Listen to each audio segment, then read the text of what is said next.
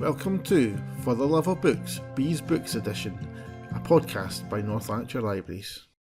Hi, this is Pari. And this is Jenny, and we're here to talk about Bees Books. Well, we're a little bit all over the place, aren't we? We are. There has just been a fire alarm, a false fire alarm. Yes, and why was it? It was because somebody was smoking elsewhere in the building.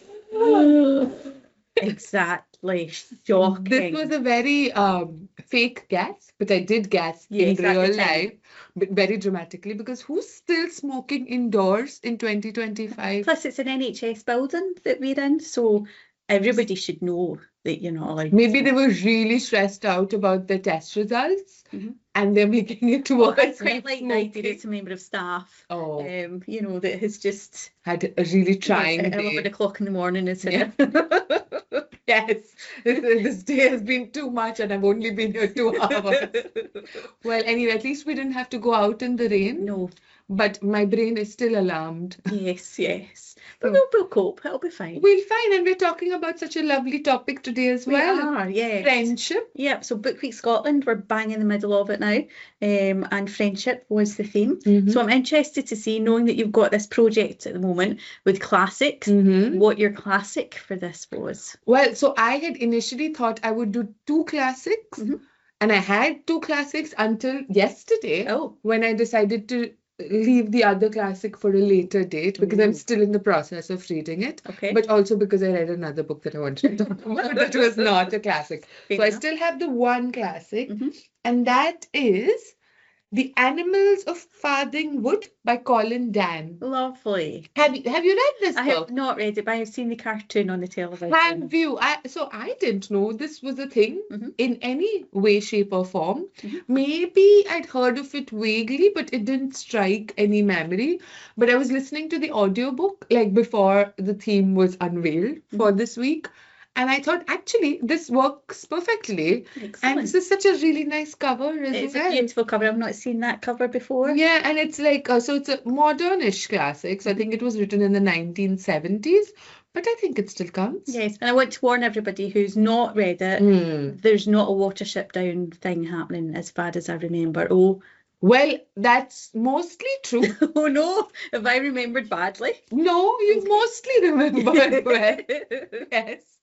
And my second book is The Summer War by your friend and mine, Naomi Novik. Oh, this is a very pretty book as well. And it's brand new. I'm the first and only person who's borrowed this book.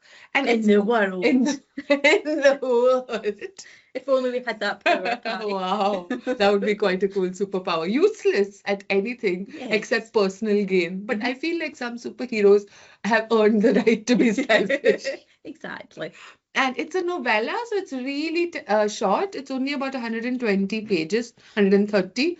So you can finish it in one sitting. I wish I had, but something came up, so I had to leave the last 30 pages and go away. But I read it in the train yesterday, and I really wanted to talk about it. Okay, excellent. Yes, and I will tell you about. So in the first one, I was thinking, so The Animals of Farthing Wood, the friendship theme comes in this unlikely gang coming together, which I'll talk about a bit more in a bit.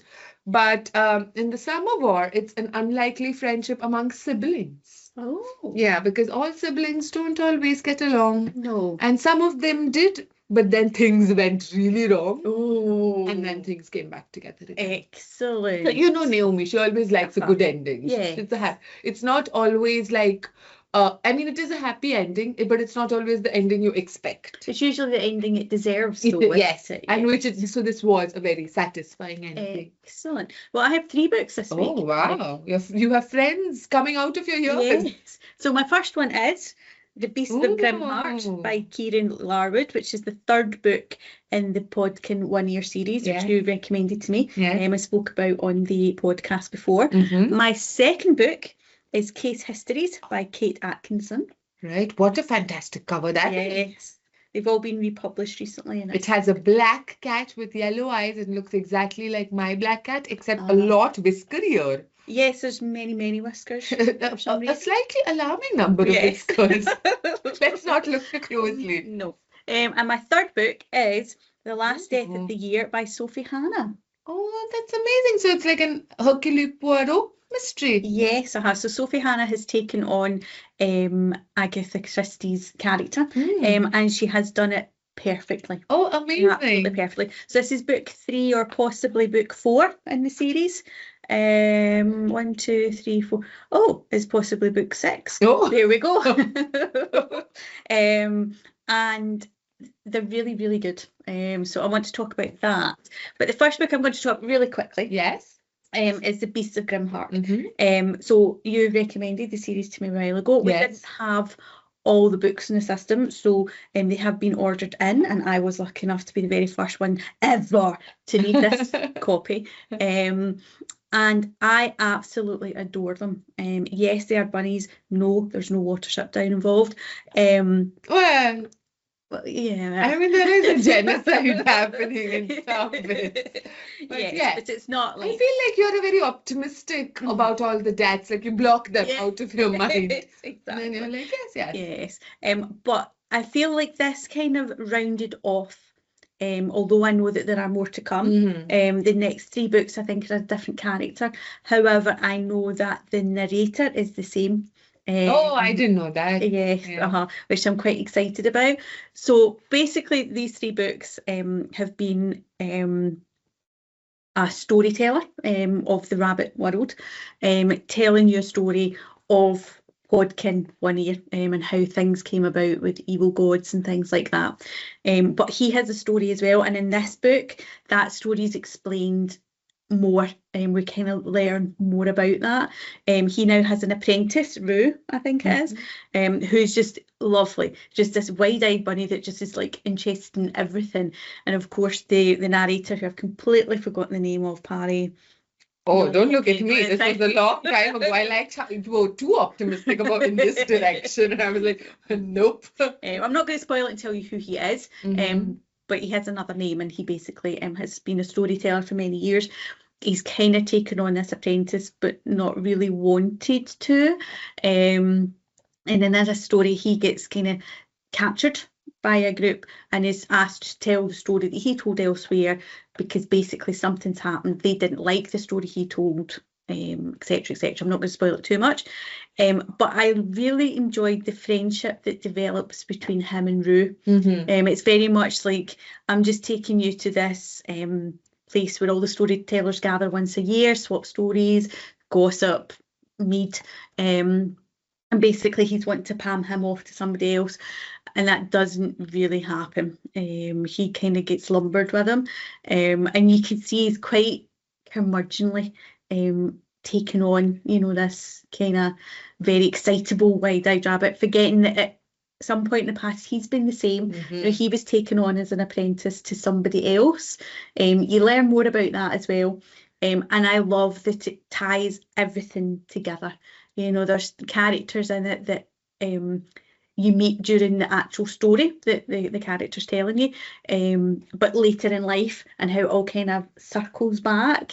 And there's a really good bit, and again, I don't want to spoil it too much for people who are going to read it, because please do. But Rue learns the truth about something, and he's so like excited and like so like shocked, and you can just imagine him. The author Kieran writes him very well, just like he's so excited and like being like fit to burst basically, because he's like, oh, a proper gasp. And I just love that kind of friendship that develops. But I also love the friendship, and it is between siblings as well. Podkin and his sister and his very younger brother, Paz and Pook, I want to say. Their story that our narrator is telling us is basically there are some evil rabbits who have been almost taken over by iron, it seems to be. But like a sort of a deity almost, that is nefarious. And the big baddie, Shamshank, something like that, I want to say, is a big bully of a rabbit. He's been controlled by this stuff. There's crows as well that have got this iron kind of in about them.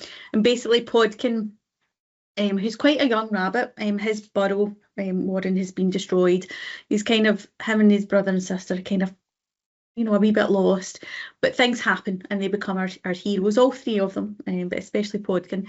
And I like their friendship as well, because Podkin was very quite arrogant and quite, you know, he was going to become the Warren leader when his dad passed away and things like that.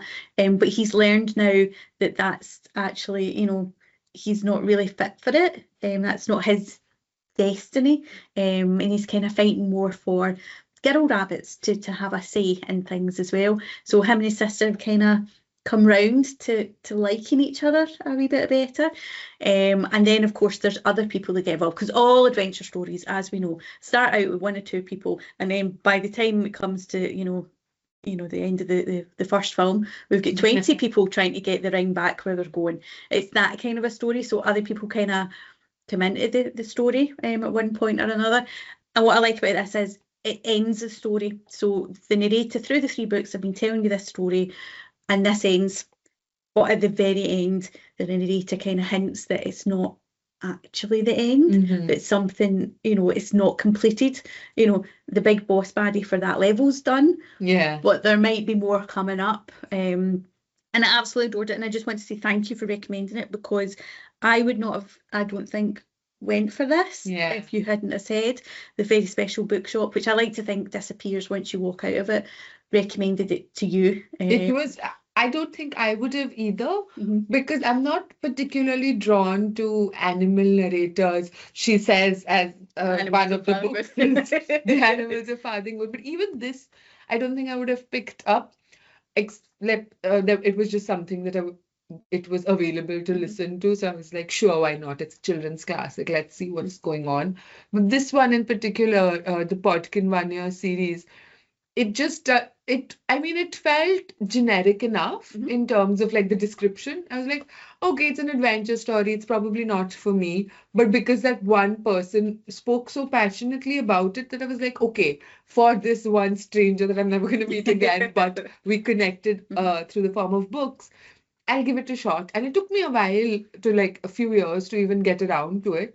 But it's just, even though it feels like, you know, some of the things that you were saying, it falls into familiar tropes of adventure stories and fantasy adventure stories, it still does them in its own way. Absolutely. So it like echoes all these different kinds of things you're familiar with, but has a twist on them. First of all, they're all bunnies. But it feels earned. It doesn't feel like a gimmick.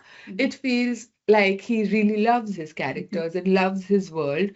And it also, he's not trying to cheat you into things, in that even like with this book, when it ends, I mean, some people might be happy to just finish it off there and not go on in the future. And it would be a very satisfying sort of trilogy. Absolutely. And it's just for people who want to explore the world more. There's more out there. But you can also read other books, or his other books. Exactly. And I love as well, like, especially in this one, there is more hints as to the world. It talks about the ancients, and it appears as if the ancients are us. You know, they're talking about people with no ears. Because obviously bunnies have ears on the top of their head. They have them at the side. You know, they see, you know, they get into like a cavern at some point, and it feels like it's maybe been a church or something like that, you know, but they've just kind of taken over. So you feel as if there's just a background there, a story there. You don't need to know what happened. No. But you can kind of say, right, okay, mankind has had their time, and rabbits are the next ones that have kind of developed, and it feels like, not that it could happen, but it could happen. Do you know what I mean? It feels as if, you know, there will become a point where, you know, mankind will not be here anymore, and there will be something else that can... An evolution, so the world won't end. It's just a part of the world will end. Along similar lines, I think specifically you would enjoy this show a lot, but also other people who just like good TV. It's called Kipo and the Age of the Wonder Beasts. It's on Netflix, and it is this kind of post-human world where humans have been pushed underground. So it's not all quite like this, in that humans don't exist at all, for what all we know for now. Their humans exist, but they sort of, something has happened and they've all gone underground, and that's where they don't go overground, because overground it's all animals, but these animals have developed like personalities and powers and sentience in a way that they didn't have before. and they're larger than life. So it's really dangerous for humans if you don't know what you're doing. But the way the story develops, so Kipo, the protagonist, is a human girl, and she goes out into the world to look for her father, I think. And it's just one of the best series that I've seen. It's animated, it's like a cartoon, but it's just such, like it's not like a cartoon in a dismissive way. It's cartoon as art. And it's, I think, over 3 seasons. So it's not like it's very well contained. And there's original music in it as well. Music plays a huge part in it. And it's just a fantastic show. Like, you'd love it, Jenny, I know, but also I would recommend it because it's not as big as I think some other TV shows have got. But within its niche fandom, I think it's really beloved. And it's really interesting in what you were saying, like trying to imagine a world in which humans are not the dominant species, and how then you're sort of figuring out to coexist with other species in a way where you're on the... I like the idea that if this was to happen, it would still be positive, that we would still try and coexist, whereas we know really humans, that's not well, what a we lot do. of the humans didn't, yeah. But Kipo ends up, and it's also the kinds of messaging you get, right, about the world and your place in it and how that's shifting as well. So in this book, The Animals of Farthingwood is also a little like animals versus humans. So I hadn't heard anything of it, but I liked, so from the description, it's basically there's this group of animals who's they're from Farthingwood, but the wood is being demolished for like a housing development, and they've already lost like a heath or something before, and they've seen what happens when these houses come close to them and when humans come close to them. So they know if the wood is gone, their lives are in danger. So they're trying to come together. So all these unlikely, like a fox and rabbits and a weasel, a snake, which was my favorite character, because was very snarky and like did not like to show emotions, but still like, the adder, I think, but still like to come to the rescue, but be like, oh, I wasn't doing it for you. I was just doing it for my own secret reasons. A toad that's going to lead them. So basically, this toad was once, like a couple of years ago, a couple of springs ago, a child had sort of captured the toad and taken him back home to their house, a little way away. But then the toad escaped and found his way to a nature reserve. And but then the toad always remembered home and missed home, so made his way all the way back home through like a really trying journey. And then just when he came home, he discovered that the wood is going away. But then he came to the rescue and he said, I think all of us, if we go to this nature reserve, it's a protected area. So humans can't come and then like kick us off our land again. So that's what they decide, because I think the nearest water source has been dammed over by the humans as well. So they don't have any water. They know they're going to lose their homes. So they decide to band together and go on this epic cross country. To them, to us, it's probably like an hour's drive or something, but it is quite an epic adventure where they have to go, and they have to go in secret as well, because they don't trust humans, and they don't think that if humans spotted them, like especially some of the scarier to human animals, that they'd be like trapped or killed. And there's a lot that happens, like so I like the environmental angle of it, because I think it's not in a way, like some of these books can feel a bit preachy in that, and sometimes that is necessary. Sometimes you need that, especially in children's books, but also in adults' books, because you think adults would grow up and know, but often it's children who are more open to these messages. So if you give it to them straight, and their minds are so sort of open to being influenced, and like they're just sponges for new ideas, that these kinds of ideas in like a straightforward form is also important in some cases. But in this case, it's more like you're learning to see the world through the animal's perspective. So just like in Podkin, how you were saying the earless ones, which we would never think to refer to ourselves as that. Here as well, it's told right from the perspective of the animals. So it's the animals who are the dominant point of view, and the world is shaped around them, and they like sort of through their experiences, they were learning about how even little things can affect like animals, Mhm. but also in this case, really big things like hunting and like farmers who are after animals because they think that, oh, their chickens are being stolen by these animals. All foxes are terrible and things. So we do lose a few animals in the beginning, Oh. which is what you had forgotten, I think. Yes. Yes. And I wasn't expecting that. So that's what I was like, oh, this is just a children's adventure story, you know. It's all I thought I knew what was going to happen in that, oh yes, they're gonna see some trials and tribulations, but you know, in like a children's adventure sort of way, forgetting that children's books can be really dark. And because these writers, I think, understand that children do go through these things. Mhm. Like adults may think that children are all innocent and have to be protected and things, but there are children who go through so many horrible Absolutely. things that adults couldn't even imagine. Mhm. So, and they are ready for it, especially if they meet it through fiction. Mhm. I think it's a safer space. So even if you don't have to go through it in real life, hopefully you see that the world can be like this, Mhm. and maybe you should be thinking about people and creatures other than yourself. Mhm. So yes, there were like dark things that happened, and I'm just like, oh, okay, all right, let's move on. And the animals were quite pragmatic about it because they're used to like life being short and uncertain and death at every corner. But I was not, I was not expecting that. Yeah, and so, but it was not. I don't know what happens in Watership Down yet. Mhm. But I know it's traumatic from everybody's eyes and faces whenever they mention that book. I know it's something seriously wrong happens there. So it's not as bad as I'm Okay, assuming that is. okay. No, so it is like we lose a few animals here and there, but we do end up. No spoilers, yes, I guess, but you should know Yeah, that it's going to yes. end happily. Mhm. But I would be quite interested in seeing the cartoon because I can totally imagine it. Because I was listening to it the way, so you know, they go through all these different woods and forests, then through a highway, they have to cross this really busy expressway, and how dangerous that is, and because they don't know to control. Then they go through hunting territory where like fox hunting and things is a big thing.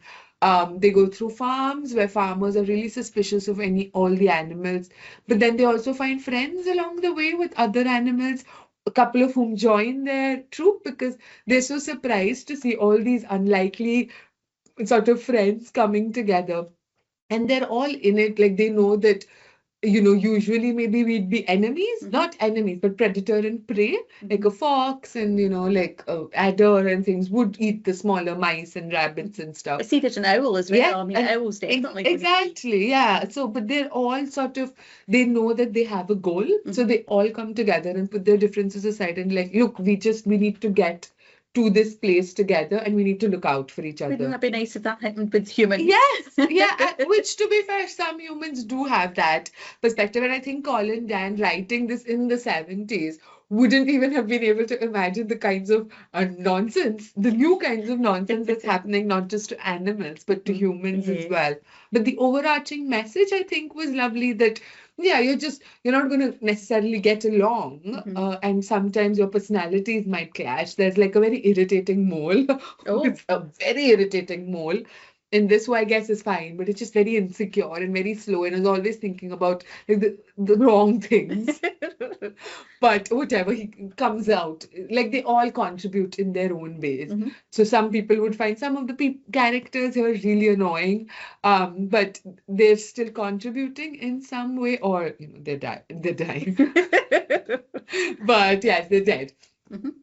But in the end, like they come together and even though they've come to this new nature reserve, there's like an epilogue where after they've settled and, you know, they've found their own little nooks and crannies, they come together for like a party which was actually strange because it started off well. I was like, oh, look, a reunion episode. I love that. And then it becomes really strange where all the male animals decide to get drunk. Oh. But not the female animals because there seemed Colin loved animals but didn't think so much of sexism ideas. Yeah, I was like, It felt very 70s. I think that kind of like, oh, the men are going to go and get drunk and the women are going to smile indulgently and be like, oh, you. It was a bit odd, that end. Where if all of them got drunk, it would still have been odd, but not as odd.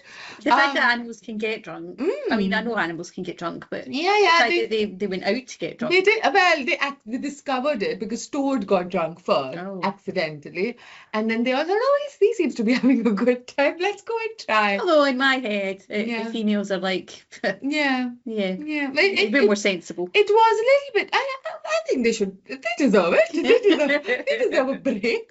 But yeah, I thought that was a bit odd, that ending. But until then, it was like this nice concert that was happening, and then it came to like the vinyl crash. Okay. But it didn't spoil it for you. It did spoil it. No, it was. I think I enjoyed listening to it, and I think I would enjoy watching it. I think because it's been a classic for so long, obviously generations of children have enjoyed reading it, or generations of publishers have enjoyed reading it. I would be like, I would be curious to know from a reading experience how that differs, because while I was listening to it, it felt very much like an experience, because and it was really nice. The audiobook narrators as well, they were two of them, and they kept switching between chapters, and they had so much personality, and they imbued that personality, like different accents and different kind of ways of speaking and ways of like being through all the different animals, but also to all the different humans. So it felt like a performance in a really fun way, which I think even in that cartoon, I think you would be able to see that, whereas in reading it, I think this added to it. Usually I see it in the same way, it's just different formats.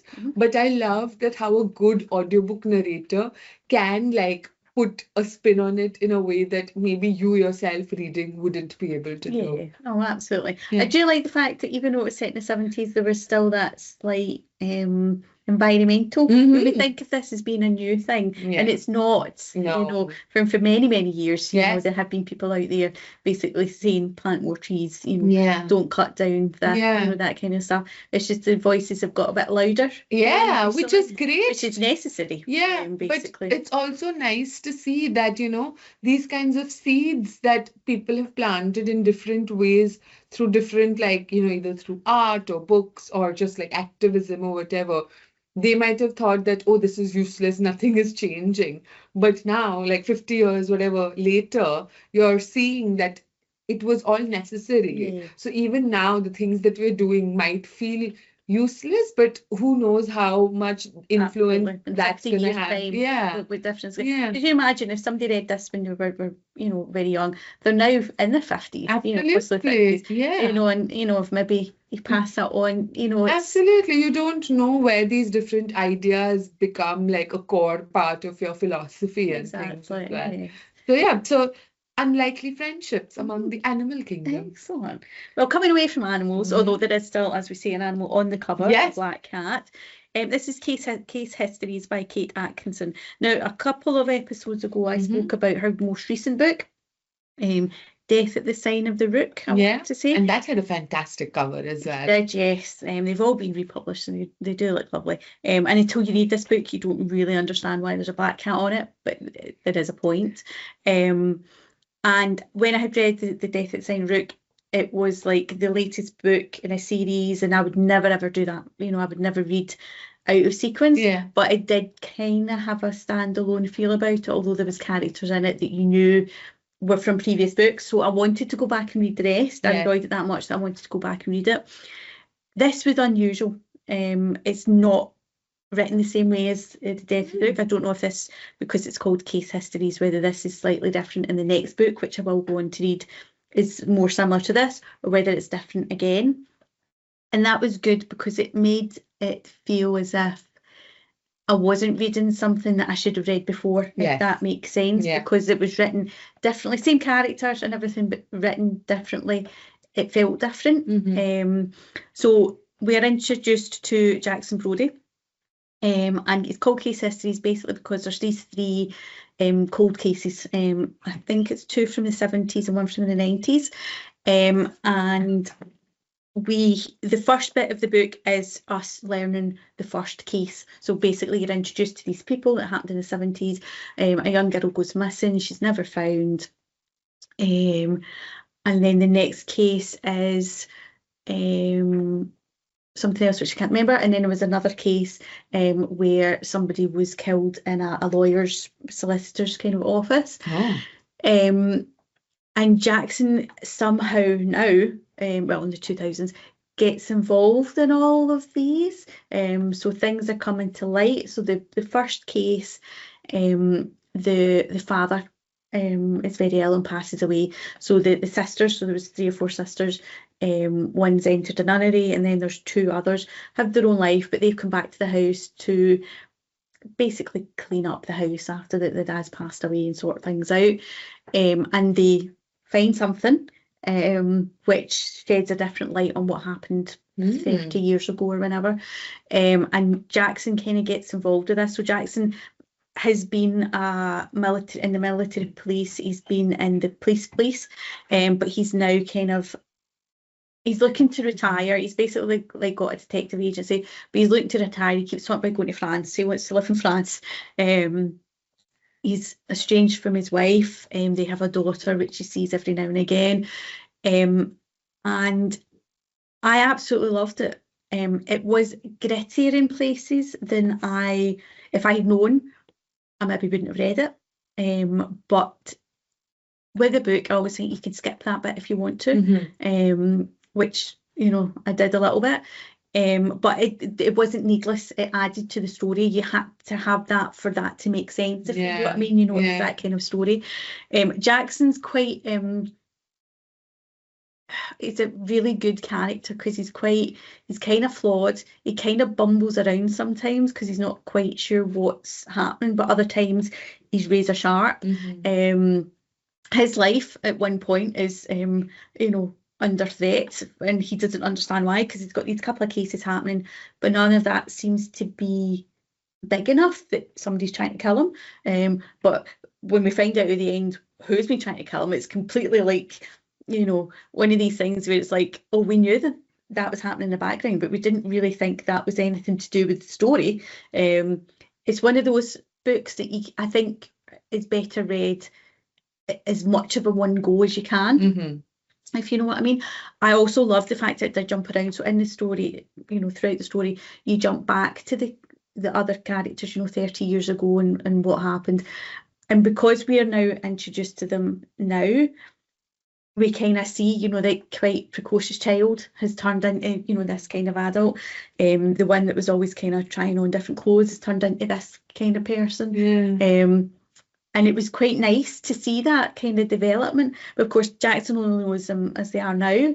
So he's trying to work things out in this kind of roundabout way without really knowing what they were like before. Whereas we, because we've had this case history, we've had this kind of snapshot of it, kind of know, that this one's a bit flighty and this one's, very much a daddy's girl and this one's very much, kind of lost. And we kind of see it when they're older, how that's changed them.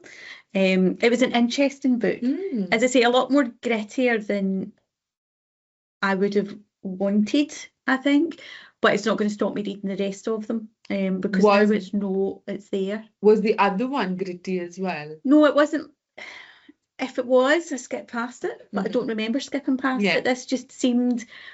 and as I say, I don't usually turn away from violence and stories or anything like that, or the naughty bits, but this just felt more believable than sometimes you come across. And I think it added to it that it was a case history, so basically you felt as if it's not written like a police report as such, but it's as if that's happened, and so that's true, if you know what I mean. It kind of, it's hard to explain, but I think it was needed. The gritty stuff, but had I known, I might not have, and even halfway through I might have given up slightly if I hadn't enjoyed the later one as much. No, and I feel like it's not just based on different people in terms of what they're comfortable with, because I don't like gritty things either in TV. I love a mystery, I love a murder mystery, but the kinds of ones where you don't get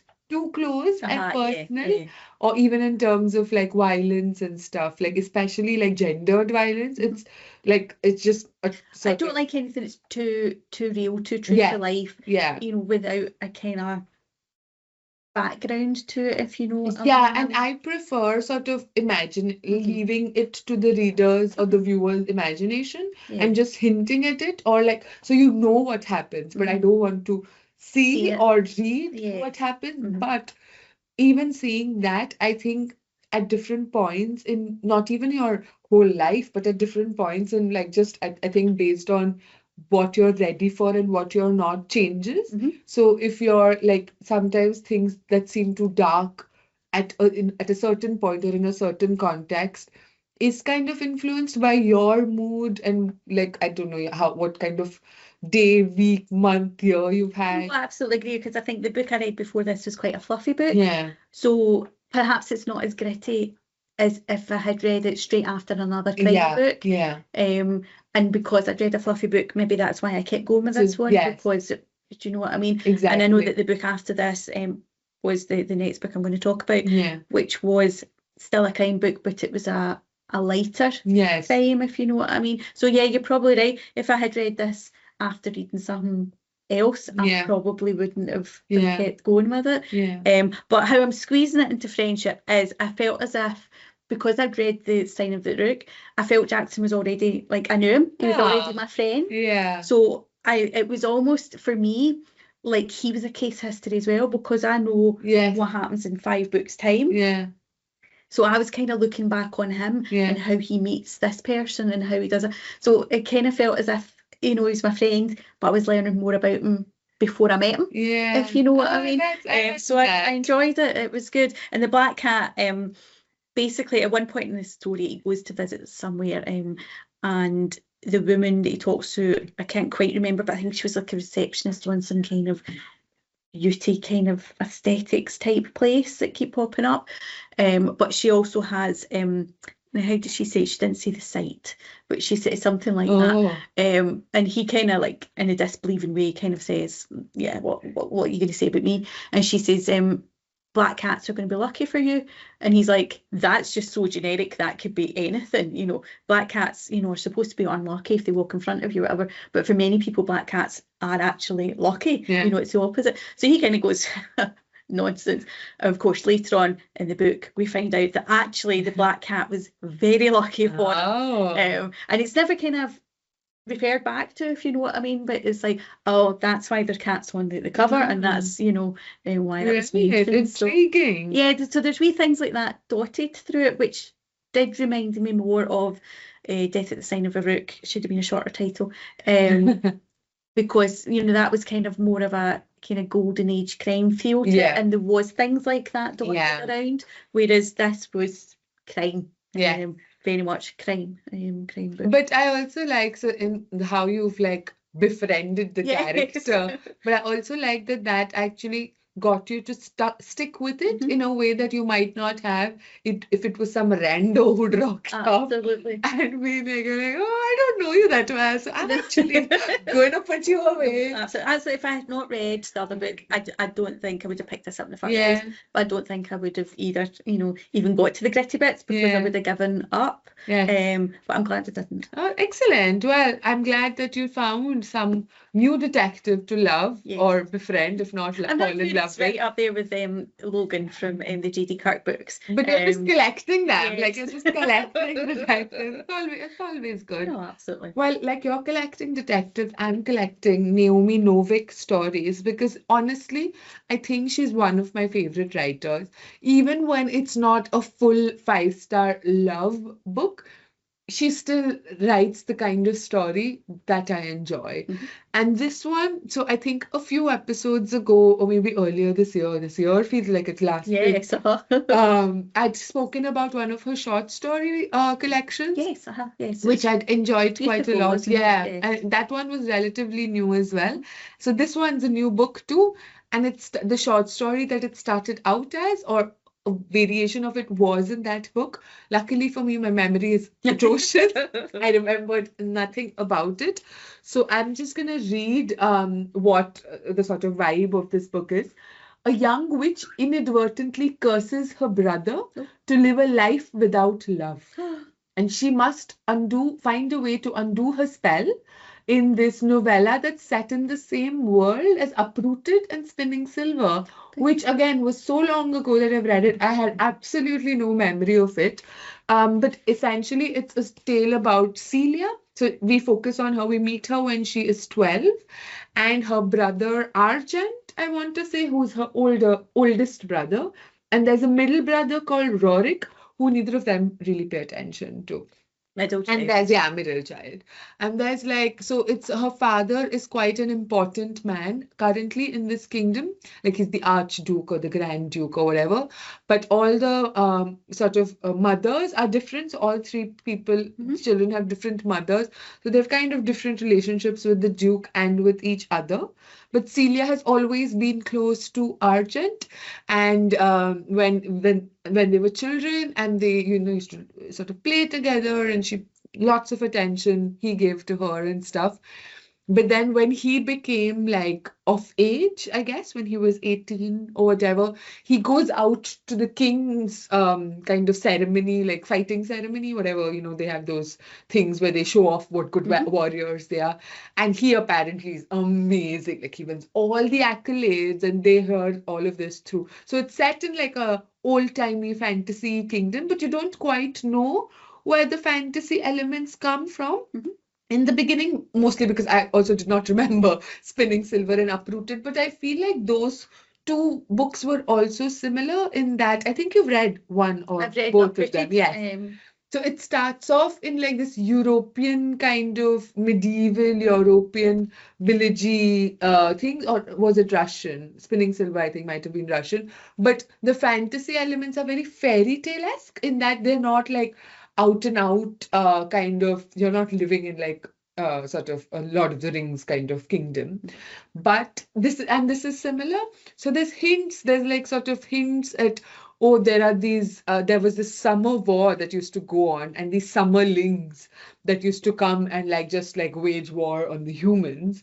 Or on the people in the kingdom, but we didn't know quite what differentiated them. And then throughout the book, we realize it's like they're kind of elves of some sort, but not winter elves like it's been in other parts of other books. They're like summer elves, so they come out when it's summer in the kingdom, and then as soon as a leaf drops in the autumn, they run away and they lead the war.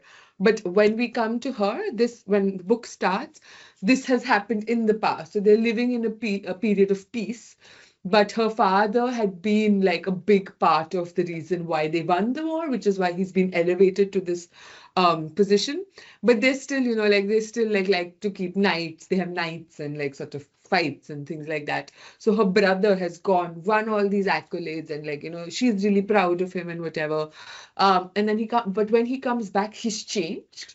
So, and she sees him, and she doesn't even he doesn't wake her. She comes late at night and she sneaks into his meeting with the father, and they have like a fight that is based on something that had happened when he was a child. And he is like, I'm giving up my name. I'm giving up this family. I'm going away. I'm going away to the Summerling Kingdom. And I'm just going to leave this world altogether. Ooh. And I'm just going to go because you're no father of mine and I'm no son of yours and things like that. And he decides to go away, but she thinks, because she's 12 and she thinks the whole world revolves around her, as teenagers are wont to do, takes it extra personally. She's like, he is supposed to be like we're supposed to love each other. So it starts off as friendship, but then she's like, he has betrayed me. And she goes, and I hope you never find love, and I hope you never, you don't want to love me. That's fine. Oh, yeah. She's 12. She's very much a 12-year-old. And I hope you just go and fight, and you never find anybody to love you. But she just does it over dramatically. But what she doesn't realize is that her mother has descended from a line of sorceresses, and it's never emerged in any of the bloodline except in her just at that moment. And she feels terrible about it. Like in the next few days, when she realizes what's happened, she feels like she's sort of, put this brother to a life of misery. And she decides she needs to find a way to fix it. And she finds an unlikely ally in this forgotten middle child who also hates the world because everyone forgets about him. Very much a middle child. And he's like, okay, nobody cares about me. Father doesn't care, my brother doesn't care, my sister doesn't care. But her mother did care for him before she died in childbirth. So for her sake, he's like, okay, I'm going to try and be friends with you, but I'm not going to be happy about it. And then so there's this bit going on, but then there's wider things happening in the kingdom and in this sort of peace treaty that is kind of not really a peace treaty. And then when the king finds out that she's a sorceress, he decides he wants to marry off the prince with her. But so he wants to marry her off when she's 12. And the father is like, excuse me, she is 12. She is a child. This is not happening. But then the king keeps like putting pressure towards the middle of the story. Is the wedding ceremony that's supposed to happen, but then twist. So there's like a twist that happens, and she knows that something's not right, and so that's the thing. Not as much as not at all as much as the Show Romance series, where you don't know quite what's happening because the world exists, but you don't know what is going on in the world. So you're piecing the clues together through what she says and through, what she's revealing to us. But she's also kind of trying to figure out what's going on in this weird marriage pressure thing that's going on. And then once this thing happens and she's in a place and among people that she was not expecting to be in, she has to then figure out how to get out of this with like everybody intact. And again, it feels very fairy tale-esque. And it's like sort of stories trapped in stories. So things like, oh, this is what is supposed to happen. This is the kind of way these fairy tales usually go. But because she's a witch and because there's this mysterious happenings that have happened in like before the war, during the summer war, nobody seems to be doing what they should be doing. So it's all her trying to figure out, how do I get this story to end in a way that everybody's like okay and everybody doesn't have to just like die or kill each other and things. So it's a very strange way to write a fantasy story, I think, because it's not quite fantasy and it's not quite fairy tale. It's a mix of the two, but I think she does it quite successfully and very satisfyingly. Could this have been 3 times as long? It could have been, yes, because I love Naomi and I would read whatever she writes. But I think I liked it as a novella. I think there was enough to you get to know the characters. There's several people that you get to know through, not just her. And it's just glimpses of each, but they feel so lived in that you feel like, oh, there is more to them. They're not just there. But on the other hand, there's also in fairy tales, people are tropes of each other. Yes. So it's almost like they start off as tropes, but there's something more there. So she could just be like an evil sorceress, or he could just be a gallant knight, or there's like an elf prince or an elf king could just be this evil villain, and the main king. So it's all like they start off as caricatures of themselves, and then you get to know them more, and they're like, oh, actually, there's more to this story. So usually I would say yes, I would want it to be longer, but I was very satisfied in it as a novella because it felt enough. For me, who doesn't really like short stories, this is probably enough. It's about the size of a Ben Aronovich story, one of his novellas, which I enjoy as well, because like that, he takes one of the characters that you know well, puts them somewhere else. Sometimes there's no characters in it that you know at all, but there's enough in it to make it, if you read them all together, it would they wouldn't, because they're out of sync, but that way, they're fine. This looks like that probably for me personally, who doesn't like short stories, who likes to get my teeth into, there's enough in it for sure to satisfy me till her next proper size book comes out. Because you're so the short story, I still think you would still enjoy the short stories, especially the one that's set in the Charlemagne's world. But even her other ones, I think she has quite a skill of creating this world that is quite self-contained. So you feel like, oh yes, there is stuff happening around. Like even in the Sholomans, you feel like there is stuff happening around, but it is someone else's story, and it's okay that you only know this part of the story. So this feels like that. It feels like you could see so much happening before, during, and after, but the fact that we've got this little glimpse into it feels like, oh, I'm happy that I did get a glimpse into it. So I think you would enjoy this for sure, and you'd finish it in like a couple of hours. Yeah. So I have Spinning Silver out at the moment. I've just not got around to it yet because it keeps getting put at the bottom of my pile. Yes. But maybe this would Yeah. be good to remind myself Yes. to go and read that together. Yeah. Because I very much enjoyed when she talked me around Yeah. the Showman Yeah. books, and I enjoyed Uprooted. Yeah. And I enjoyed that world. Yes. So if this is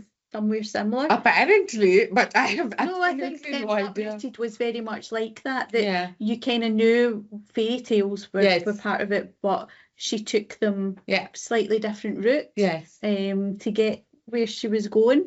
So that sounds like that. So yes, I will definitely give it And one. they're also not fairy tales you really know, or maybe people in some parts of the world know more, Yeah. but not No, the ones that you're familiar Yeah, with taking here. things, that we don't, like Russia and Yes. places like Yeah. that. Because everybody has their own folklore Yes. and fairy Yeah, tales. but I like that it doesn't feel exclusionary. It doesn't feel like if you don't know, you can't understand this. Plus, I think the point of fairy tales and folklore is, throughout the world, there Yeah. are similarities Yes. because that's the story. Do you know Yeah. what I mean? So we might not know specifics, Yes. but we kind of know what we know, if you And know what I it mean. also can speak differently to different sort of contexts as well. So Absolutely. it was just like really like, and the cover is beautiful It is. too. But you don't need to have read the short story to read this. No, Obviously no. not, because you've forgotten. I have. completely. You don't need to have read anything to read this. Like, if this is your first introduction to Naomi Novik,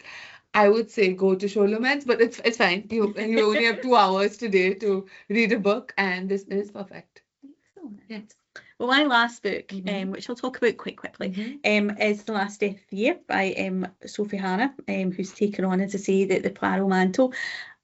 I enjoyed this book less than her other ones. All right. I don't know why. Mhm. I couldn't really tell you, because I feel now the friendship, which I'm about to talk to, is developed and everything. I'm not sure about the whole. I'll explain it to you, Pari. Right? Okay. So, the last book was kind of set at Christmas, as far as I remember. Yes. Poirot has a friend now called Catchpole. He's in the police, he's an inspector, I think. And the Christmas story, I think, was set in his family home or something. I can't quite remember because that was ages ago. A lot of books in between. But basically, Poirot said, we kind of had a rubbish time there. His family, Catchpole's family's a bit, weird. Let's go somewhere else for New Year. So this is New Year. And they went to this small island in Greece. And basically, Poirot's kind of said to Catchpole, oh, we're going this place. They're all very good friends. They'll be delighted to see us, etc., etc., etc. So Catchpole has this image in his head, and most of the story is from his point of view. A couple of chapters are Poirot, but most of it is him. And he has this image of his head. It's this beautiful sunny kind of Greek island. It might be January, but it's still going to be lovely. They go there. He goes swimming in the sea every day. There's loads of people around that are friends with Poirot, blah, blah, blah. That's not actually what happens. You find out that they go there, and it's like I don't want to use the word cult, but it's like...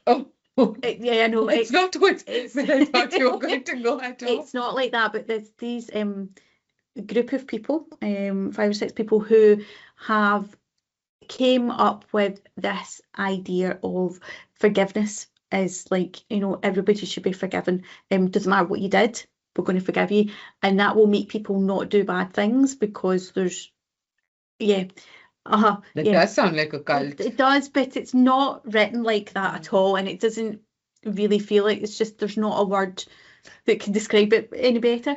But they go, and so they are called good friends. They basically call each other good friends.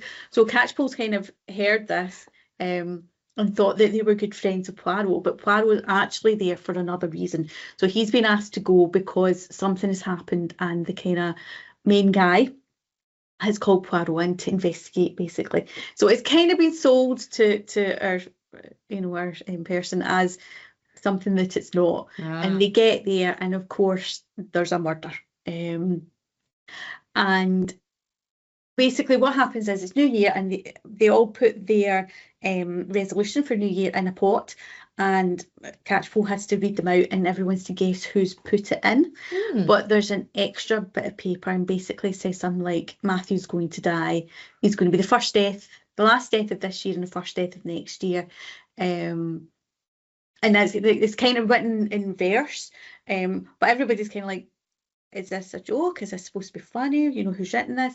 And it kind of turns into like an investigation. That's not why Poirot's been bought in the first place, but it just so happens that's it. And of course, as the reader, you're sitting going, if you're going to commit a crime, the last person you want there is Poirot, because he's going to like investigate it and he's going to find out. But then nothing happens, so they assume that the murder's going to happen at midnight, so it would be like on the cusp of like the last death of this year, and it's obviously 1930s, the first death of next year. Nothing happens at midnight. They leave it a couple of minutes and go, oh well, we're all going to bed. And of course that's not the case, because as we find out later in the book, the murder does happen, and there's a reason why it happens at the time it does. You're selling it quite well. No, don't get me wrong, I did enjoy it, but I just felt the good friends, and they've got a name, and their name is the House of Perpetual Welcome. The House of Perpetual Welcome. All of this sounds so culty, and I'm here for it. And they do call each other good friends, and like obviously everybody's there for a reason. Everybody's had a past, and also they're there to be forgiven. And some people have explained what they've done and why they need forgiveness. Other people went, no, I don't need to tell you. You just need to forgive me, and then la la la, that's us. We can live happily. It felt as if, as well, the group had been set up like for a couple of years, but sometimes it felt as if it was quite recent. And I think that's what annoyed me, and it might be the way I read it. Yeah. But you felt like, well, if you've been there 2 years and nobody's found out about you, then just who cares? But in other cases, it was like, well, you've only been there 5 minutes, so what? Do you know what I mean? It was kind of that. You'll enjoy it because there's a goat. There's lots of goats on the island. I do enjoy a good personality-laden goat. Yes, and the goats don't appear too much, but they're there at New Year, kind of like grumping at everybody. And the goat is blamed for something later on. Humans, typical humans. Exactly. There's like the kind of policeman on the island is kind of like, he's good friends with them all as well, and like when they search the house, like he gets them to help him, and it's like he doesn't quite realise that these people are actually people. They're not just good people, and obviously somebody has been murdered, so the last person you ask to check and see if there's like a gun or whatever in the building is a cult member, is the people that might have killed them. But that was fine, because that actually worked into how the character himself, kind of a thing. And I do enjoy the friendship between Catchpole and Poirot. Like if you've read the other ones or you've seen the TV, you'll probably know Hastings was kind of like, not sidekick, but was usually about, he's a kind of more a younger version, if you know what I mean. And he's got his own baggage, his own ghosts happening, which you kind of learn a wee bit about as we're going through the books. So I love that, and I did enjoy the book. I didn't enjoy it as much as some of the others, if that makes sense. She's a very good writer, and she has very sympathetically taken on Poirot. Not everybody does that well when they borrow other people's characters, especially main characters like that. And yes, I enjoyed the ending. I enjoyed how it finished and everything. It just lost me a little bit in the middle. There was too much. I always think of Poirot as he doesn't run around. He's more of a kind of sitting thinking kind of a character. And in this book, I felt as if there was lots happening, and it felt as if he was kind of not jumping around, but there was too much going on. Whereas usually you're used to kind of Poirot used to sitting using his little grey cells, trying to work things out, not talking to goats and things. I mean, he doesn't talk to goats, but oh, if you hadn't so me through the rest of Poirot conversation with a goat, I'd be like, I'm checking it out. I'm sad that there's not a conversation, but you know, there's that. But Poirot vibing with the goats. Poirot himself is perfect, and you know, she takes on the fact that he has his peculiar ways. You know, he's very kind of OCD in his way. You know, it's like how they get to the room, because this big house that they go to is like one of these things that, you know, there's a window there, but to get to that window you have to go like through 3 different buildings to get to that room. It's kind of like not ramshackle as such, but it's all bits and pieces. Also, none of the furniture is like matches and nothing is comfortable. So it's almost like this group of friends have made this so that it's not comfortable. It's not as bare as, say, if you were like in a cell in a nunnery type thing, but it's, you know, they've got, and of course Poirot, you know, does not like that. You know, he likes a comfy chair, you know, and that kind of thing. And to get to him and Catchpole's kind of area of the house, you have to go through the kitchen, and the person who's in charge of the kitchen, I want to say Mano or something like that, he's not in it very much, but when he is in it, he's very much like this big chef, and he wants to cook for people, and he wants them to, you know, he's like very larger than life, but he's completely chaotic. So Poirot basically has to walk through the kitchen with his eyes closed because there's just stuff everywhere. Like, he cooks a meal which, you know, you're like, how many pots and pans do you actually need for that? Do you know what I mean? And it's just everywhere. So Poirot just would rather walk like right outside the building and come right round the other side and go up these stairs and to get in, rather than walk through the kitchen. I am very much the Mano in my kitchen, and my partner is very much the Poirot. Every time he goes into the kitchen, what does he call it? Like, he has a specific term for it, in that I have caused disaster and chaos. Hurricane Pari. That's what he calls it. Hurricane Pari has been here again. I can visualise that. And that's what he's like, because so Sophie kind of writes that very well, because that's exactly what Poirot would be like. He wouldn't do that. You know, he doesn't like this. He doesn't really like, you know, going on a boat, because obviously you have to go boat to get to the island, you know, all that kind of stuff. So she captures him perfectly, and him and Catchpole, just these good friends, I think, were just a bit strange. I know you are absolutely not sold on them, but you have totally I love a good cult story. I love a good, like, even though they're not a cult, or they have all the hallmarks. So, you know, if you smell like a cult, you look like a cult. They're trying to bring this, like, you know, obviously in that time, you know, stuff happened, the wars finished, you know, there's another war on horizon, and they're trying to bring forgiveness to the world. And basically the idea is, you know, we'll start out small here and we'll get bigger and bigger and bigger. But there were a lot of these kinds of programs and communities and things going on, like the Theophists, I don't know how you say it, but they basically believed in ghosts. I think maybe I'm mixing up two, but Arthur Conan Doyle was a big proponent of the spiritual mediums. Maybe a Theophist, if they still exist right now, will come behind me and then completely talking noises. Yeah, exactly. But lots of these different kinds of weirdo things were going on. What I did like was the fact that, you know, they're all there for this reason, for forgiveness and the perpetual, etc., etc. But at the end of the day, we're all human, and, you know, I've said that quite a lot in this episode.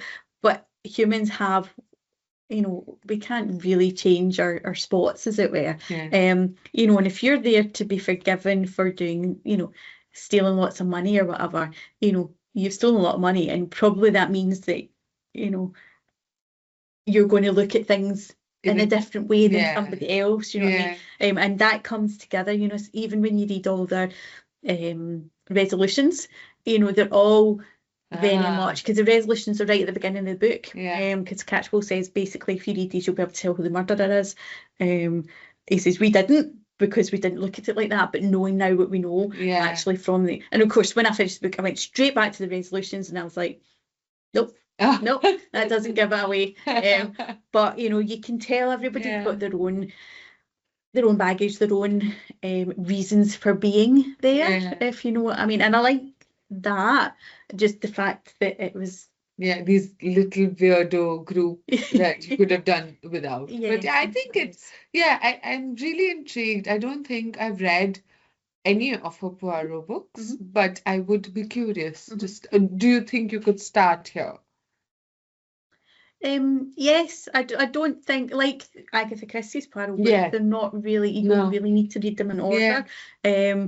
There's a slight hint to what happened in the previous book with Catchpole, but you don't really need to know that. You just need to know that it was a bit of a rubbish Christmas and they're going somewhere else for New Year, kind of a thing. Which I like, that I like those kinds of books and series where if you do happen to have read the previous ones, great, but you don't need to have to. There's hints and things, but even the hints don't give away, like, oh, something happened, but the details of it you don't get into, so you can still go back. No, absolutely. I would say even more so than The Death at Sign of the Rook, this is probably, you're absolutely fine to read this. However, if you were not as sure about it like me, you might not want to go back and read the rest. Whereas I think it's very much worth going back and reading the rest. Just this particular storyline didn't appeal to me. But obviously it's appealed to you. Oh, you tried to talk me out of it at every juncture. And I was like, no. And you sent me through a goat. No, exactly. I think the goats have sold it for you. That's it. Well, that sounds great. I think all 5 of our books match the appeal of friendship perfectly. Absolutely. So what about next time? What is the theme? So next time I'm not going to be here, which I think is the first time. It is in the world. Yeah, in the world. Forever. I like we've been quite traumatic. Yes. So I won't be here. So Andrew's standing in for me. Yes. But you will be here. I will. But the theme for next time, because I'm not here, is missing piece. Oh, that's so nice. Yes, because yes. I know what books I think I'm going to be talking about already. Well, I know at least one piece, and it does sort of match that kind of. Yes, that's good. Well, good. We will miss you, but don't worry about us setting the recording room on fire. We might, but it won't be a problem. So, it won't be a problem. We're fine. So it's not a real fire and the fire alarm doesn't go off again. I feel like if other departments have gotten a chance to set off the fire alarm, we're the only ones missing out. I feel like the library needs to get in on the action. I'm quite glad that B hasn't made the theme fire flame or something. There's always time. Yes. Well, see you again next time. Thank you. Bye.